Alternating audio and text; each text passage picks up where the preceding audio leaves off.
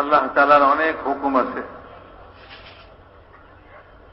অসংখ্য হুকুম আল্লাহ তাআলার আছে, কিন্তু এই সব হুকুম এক হুকুমের উপরে নির্ভর করে, যে হুকুমটা পুরা হলে বাকি সবগুলা পুরা হয়।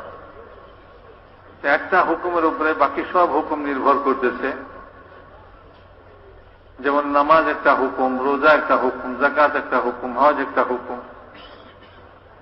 শরাব হারাম, শরাব থেকে বিরত থাকা এটাও একটা হুকুম।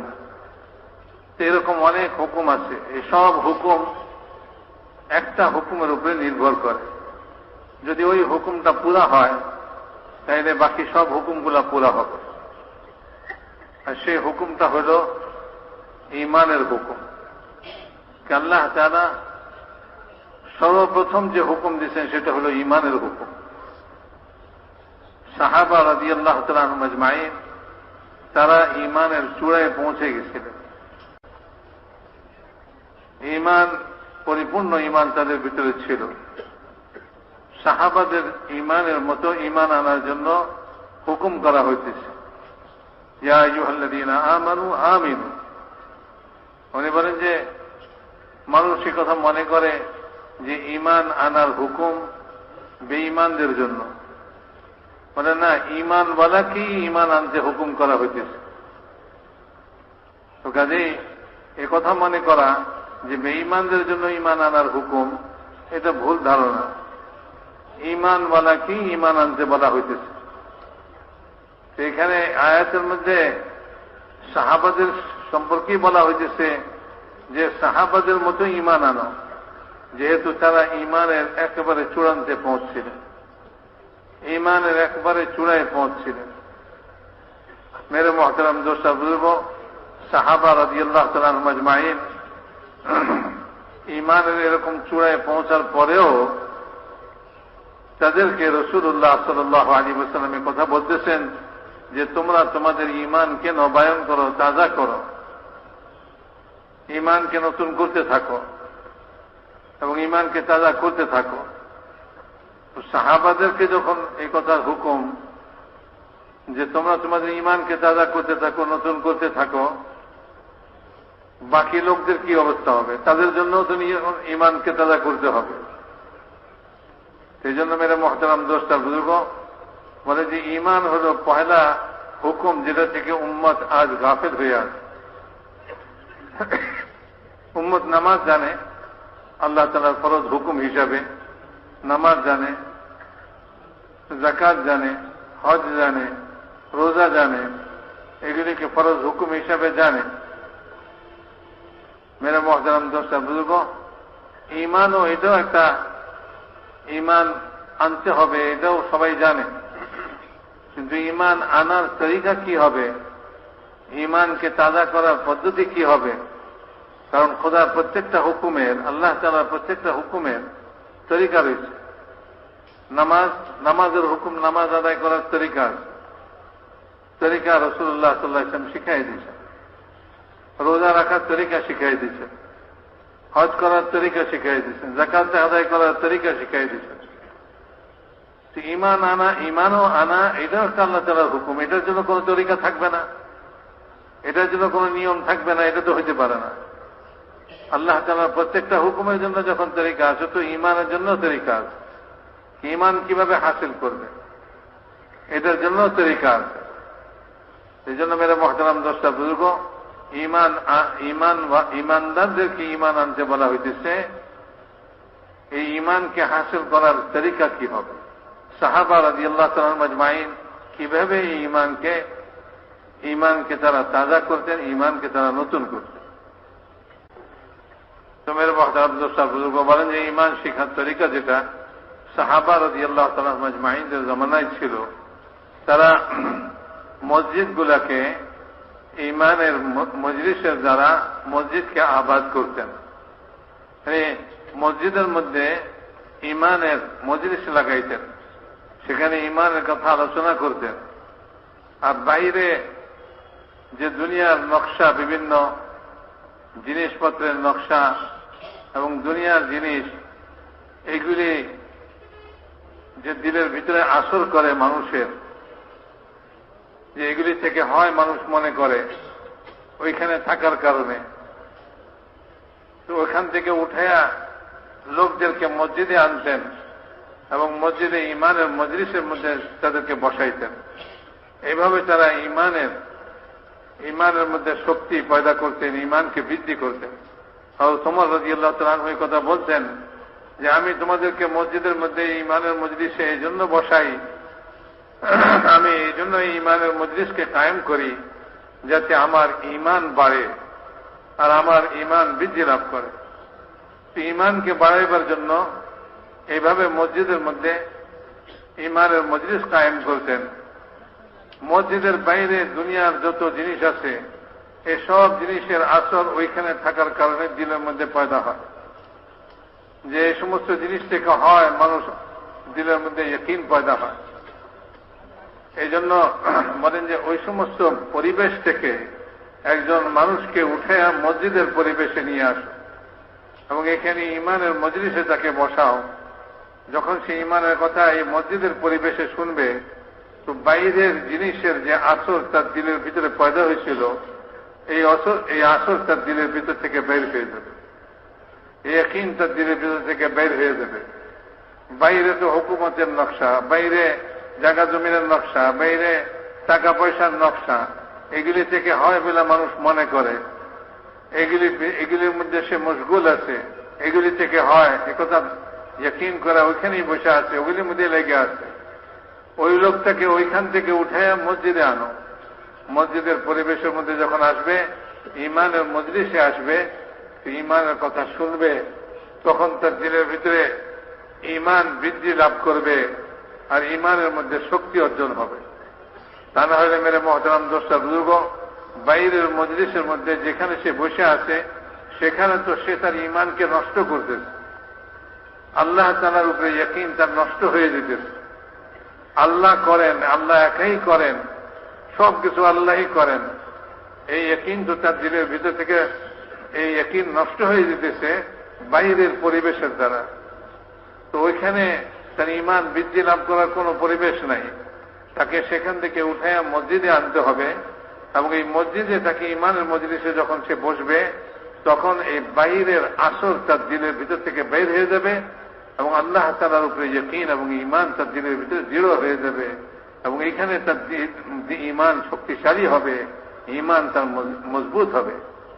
উনি একটা ঘটনা শুনে দিয়েছেন, বলেন যে রাসূলুল্লাহ সাল্লাল্লাহু আলাইহি ওয়াসাল্লাম সাহাবাদের সহকারে মজলিসে বসা আছেন মসজিদের মধ্যে। সেখানে রাসূলুল্লাহ সাল্লাল্লাহু আলাইহি ওয়াসাল্লাম বললেন এই কথা যে জাহান্নামের ইন্ধন যেটা সেটা পাথর আর মানুষ হবে।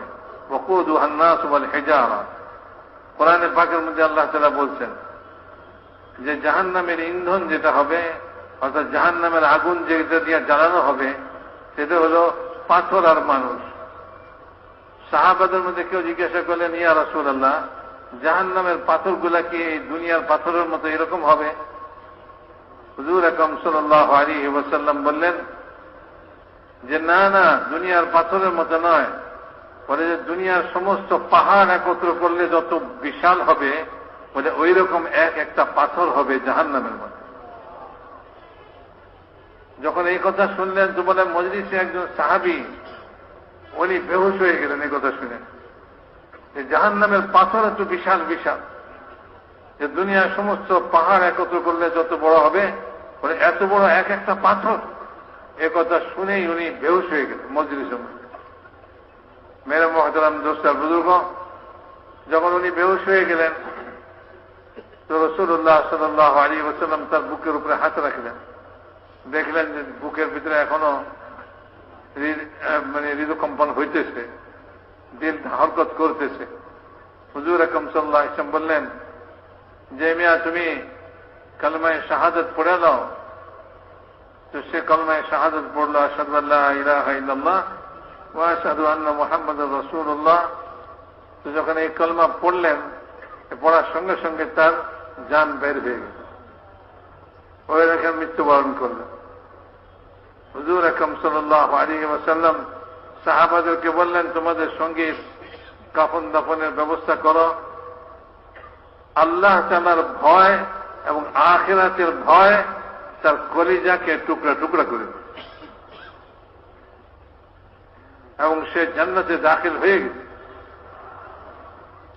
সাহাবায়ে কেরাম বললেন, ইয়া রাসূলুল্লাহ, তার জন্য যে এই জান্নাতের সুসংবাদ কালেমায়ে শাহাদাত পড়ার উপরে, এটা কি শুধু তার জন্যই বিশেষভাবে না সকলের জন্য? হুজুর আকরাম সাল্লাল্লাহু আলাইহি ওয়াসাল্লাম বললেন যে তুমি কোরআনের আয়াত পড়ে নাই, যালিকা লিমান খাফা মাকামি ওয়া খাফা ওয়াঈদ। আল্লাহ তাআলা বলতেছেন যে এটা শুধু তার জন্য নয়, মানে যে আল্লাহর সামনে খাড়া হওয়াকে ভয় করবে, আল্লাহর সামনে খাড়া হইতে হবে, এই কথাকে ভয় করে সে দুনিয়াতে সংযত হয়ে চলবে এবং আল্লাহ তাআলার যে সমস্ত ধমক এবং আল্লাহ তাআলার শাস্তির কথা আল্লাহ তাআলা বলছেন, এটাকে যে ভয় করে আল্লাহর সামনে খাড়া হওয়াকে ভয় করবে, তাদের সবার জন্য এই সুসংবাদ।